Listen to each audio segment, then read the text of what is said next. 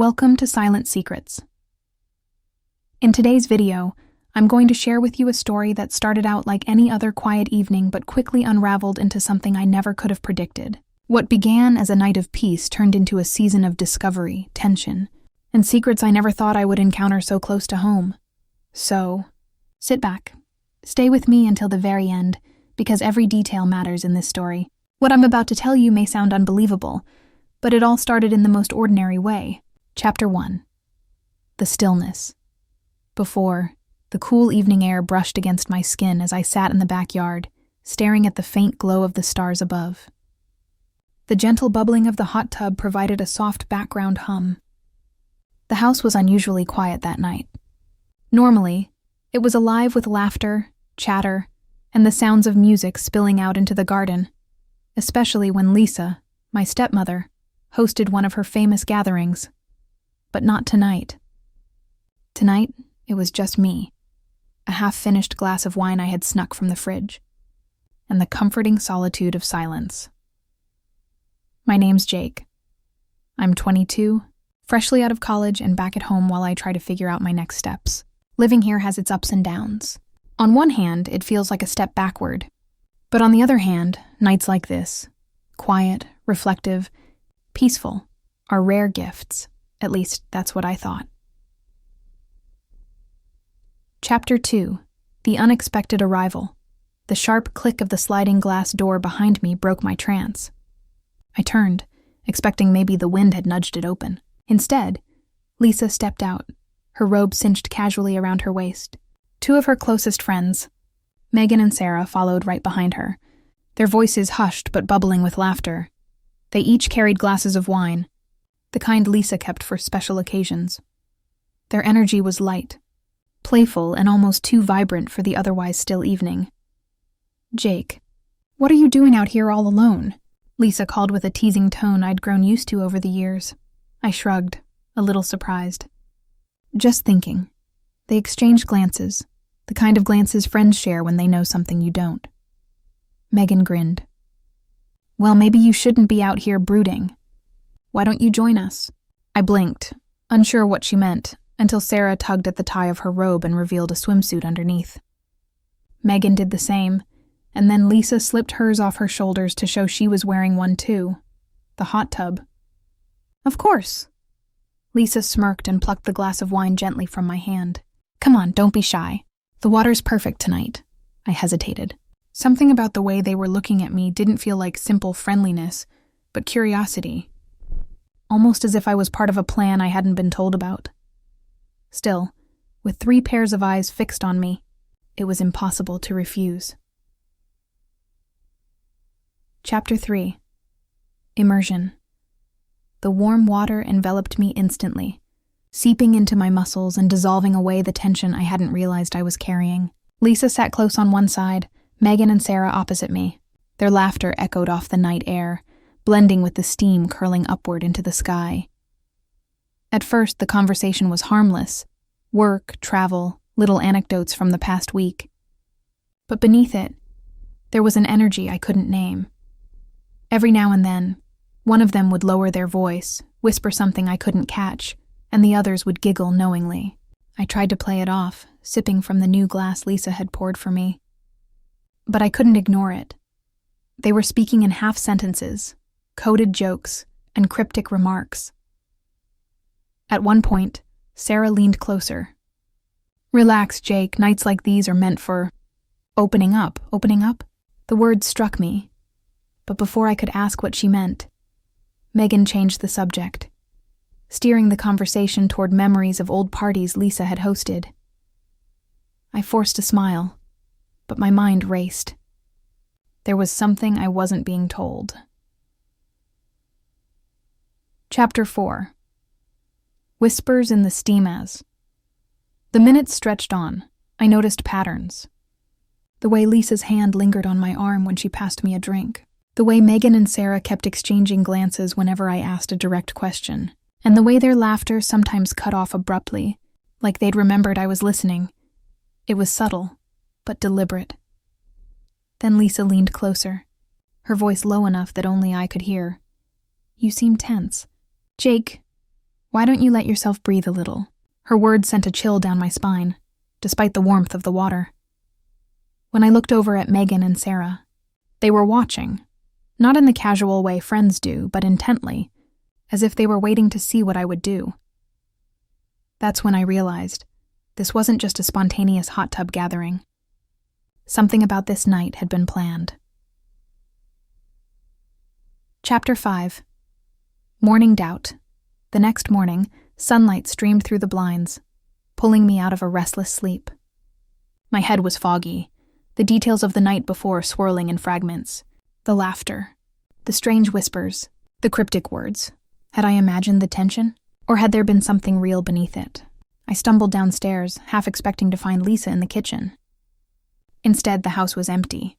On the counter was a note in her familiar handwriting, out for brunch with the girls. Be back later. A strange relief washed over me. I wasn't ready to face questions yet. Not from Lisa, not from anyone. But as I sipped my coffee, one thought gnawed at me. What had actually happened last night? Because no matter how hard I tried, I couldn't shake the feeling that something had shifted. Chapter 6. Clues in the Silence. The days that followed seemed normal on the surface. Lisa went about her routine, chatting casually over meals, asking about my job hunt, laughing on phone calls with friends. But beneath the normalcy, there were cracks. I caught her once, late at night, on a hushed call with Megan. Her voice was low, urgent. But I caught fragments. He doesn't know yet. It has to stay this way. Not ready. Another time, while helping her bring groceries inside, I noticed a small locked box in the trunk of her car. She quickly shifted a bag over it before I could ask. And then there were the looks. The same knowing glances she and her friends had shared in the hot tub. I started seeing them in daylight too. A pause too long. A smile that didn't quite reach her eyes. The more I noticed, the more unsettled I became. Chapter 7. Confrontation one evening, unable to keep it in anymore, I asked. Lisa. About that night in the hot tub. What was really going on? Her hand froze mid-stir as she prepared tea. For a moment, silence filled the kitchen. Then she exhaled slowly. Jake, it wasn't planned. At least not the way you think. Things just happened, I frowned. What things? She avoided my gaze, focusing instead on her cup. You don't need to worry. It's better if you let it go. But how could I? That answer only deepened the mystery. Chapter 8. The Gathering. A week later, Megan and Sarah returned. Lisa called it a small get-together, but the moment they walked in, I felt it. The same electric undercurrent from the hot tub night.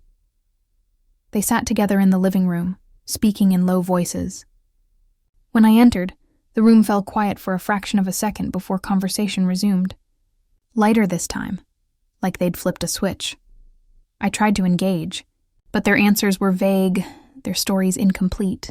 It was as if they were performing normalcy for my benefit, and failing. Then Megan said something that made my stomach tighten. Should we tell him? Lisa shot her a sharp look. Not yet, not yet. I excused myself soon after, retreating to my room. But I couldn't escape the growing sense that I was caught in the middle of something far larger than myself. Chapter 9. The revelation, it didn't take long before the truth began to unravel. Late one night, I overheard them in the backyard. Their voices carried just enough through the open window. He's starting to notice. Then it's only a matter of time. We can't keep it hidden forever. My pulse pounded in my ears. They were talking about me. I wanted to storm out, demand answers, but fear held me back. Instead, I listened, piecing together fragments, a name I didn't recognize, a reference to the group, a warning about trust. That's when it clicked. Lisa and her friends weren't just sharing casual nights together. They were part of something secret, something they didn't want me to know. Chapter 10. The Choice. The following days blurred into restless paranoia. Every smile felt rehearsed. Every laugh sounded hollow. I began questioning not only them, but myself. Was I imagining it? Was this just the byproduct of too much time alone? Too much suspicion? Or was I truly being pulled into something hidden, something I couldn't escape? One evening, Lisa came into my room. She sat on the edge of my bed, her expression softer than I'd seen in weeks. "Jake, I need to ask you something, but you have to promise to keep an open mind." My throat went dry. "Okay." She hesitated. Then, "What if I told you there are things about me you don't know, things about all of us that could change the way you see everything?" Chapter 11. The Summer That Changed Everything.